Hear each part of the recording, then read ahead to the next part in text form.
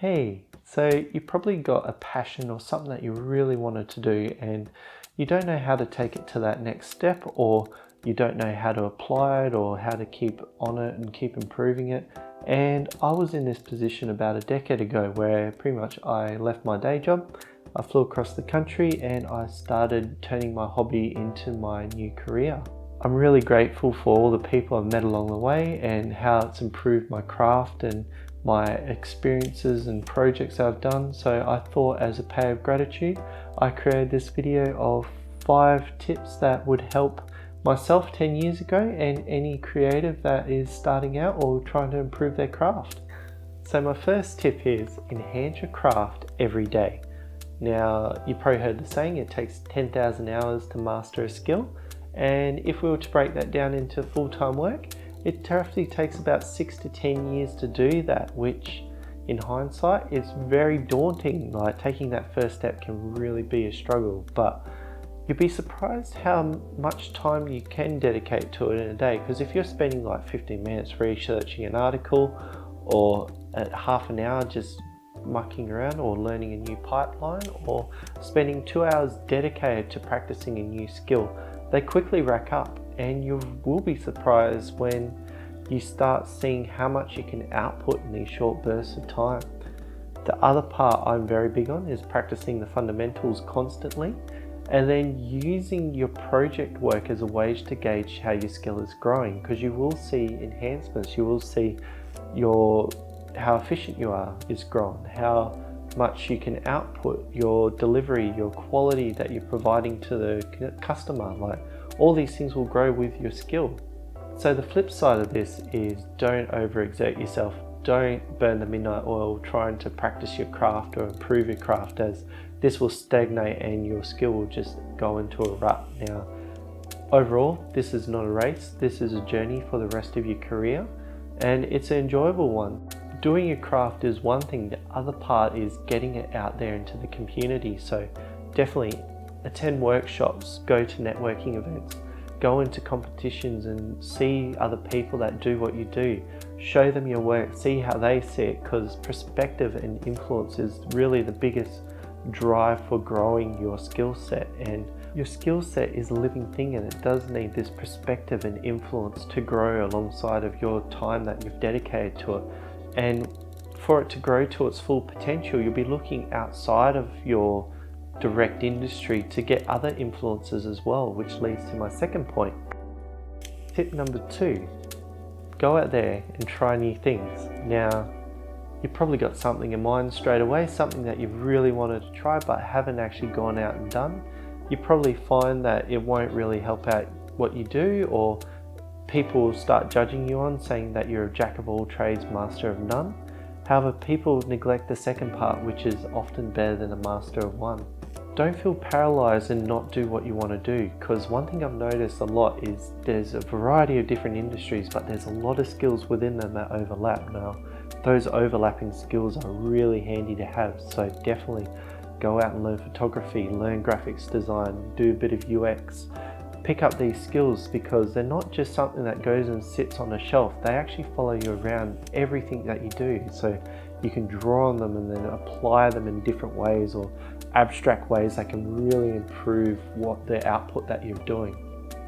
Definitely go challenge yourself, and don't shy away from these if there's no financial value. There's a bunch of different values that you can draw on, and it's really what's valuable to you and your career. So definitely go out and try it, and definitely when you're doing these things, tinker and experiment, because that's where the most amazing stuff happens.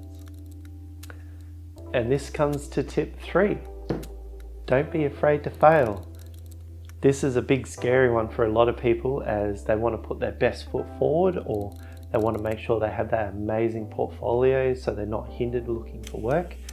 And yeah, it's really important to have those things. However, you can fall into this mindset of you're as good as your worst piece of work. Now, I tend to shy away from this ideology, as I find it very destructive. It assumes that this is your default state, that's all you're going to work at, and it puts this pressure of your expectations of perfection and no problems would be had, where we all know in these sort of environments, problems do happen. It's how you deal with them.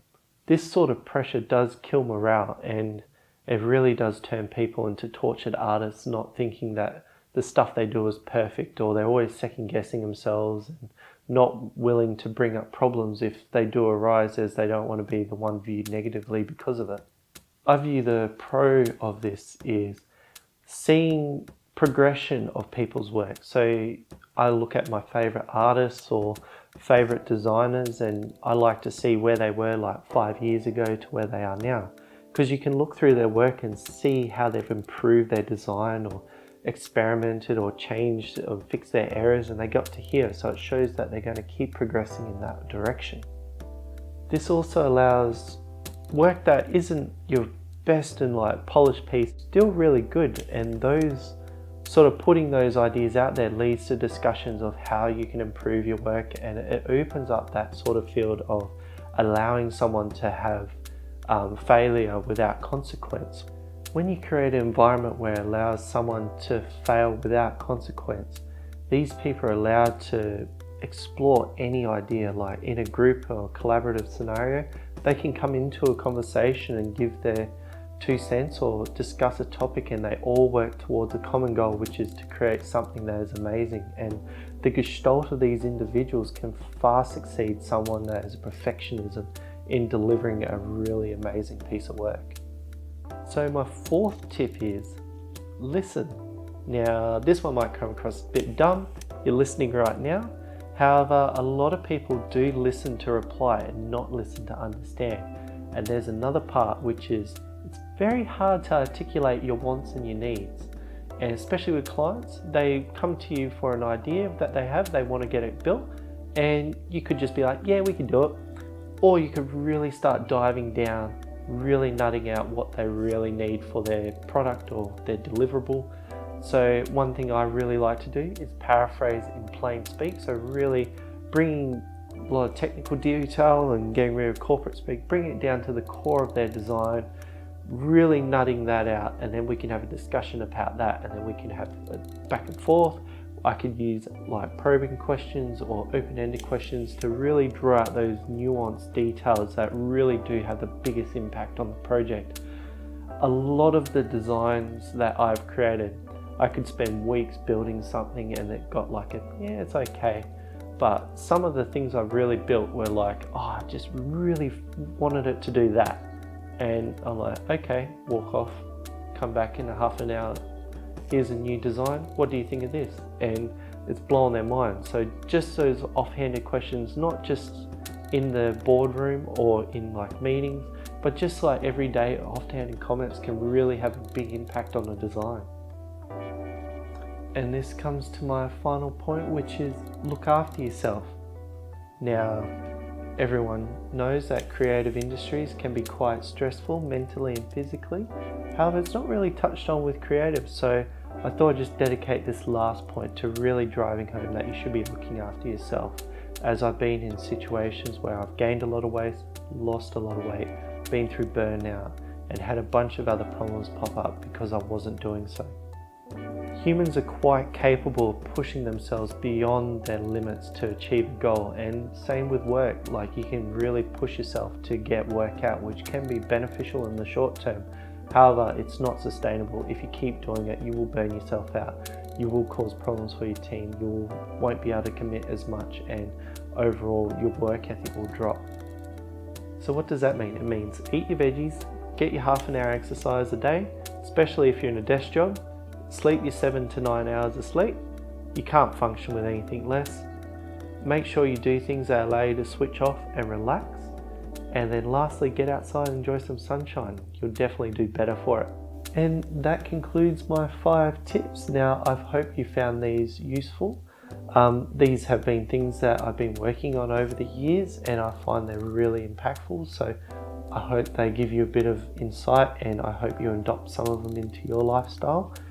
And yeah, this is really a journey, so I could be putting another one of these out, but I hope you also go and put these tips out onto other people, as I feel this is really beneficial for a lot of different people. And yeah, I really hope to see you flourish in your career, and I hope to see you next time.